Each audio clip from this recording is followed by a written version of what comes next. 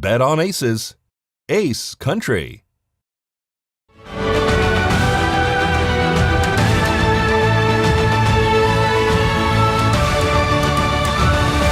was an unusual sight, seeing such a large old building rolling down Highway 160 this morning. Dan Devine fills us in. Dan? The Pahrump Museum added another addition to their soon-to-be Main Street attraction. The old Pahrump General Store was moved along Highway 160 this morning to its new home at the museum located on Basin.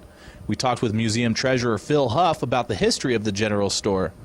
Pahrump store was the original store here in the valley, and it served a lot of purposes besides supplying the grocery needs and the hardware needs for the local inhabitants.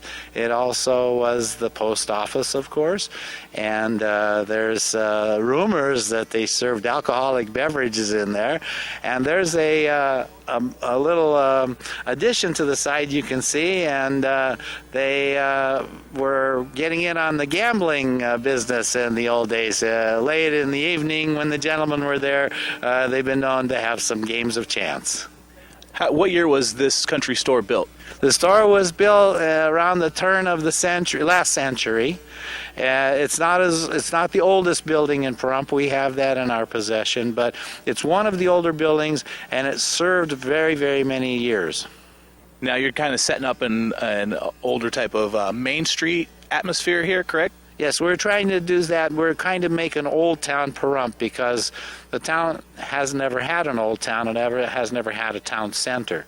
So that's part of the attempt. The buildings are a little bit discrepant because they're from different areas and they're different ages, but it's an attempt to show the people the older buildings.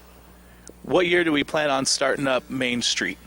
Well, we'll have it done this year. We're operating on a grant that we received from the county of Nye.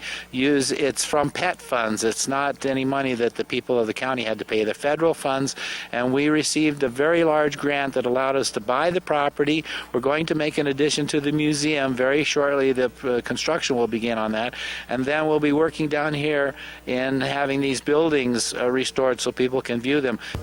The Pahrump Valley Museum would like to thank Valley Electric, CMA Cable, Sheriff Tony DeMeo, and the Sheriff's Auxiliary for their donated time in helping with this project. I'm Dan Devine for News 41, your leader in local news.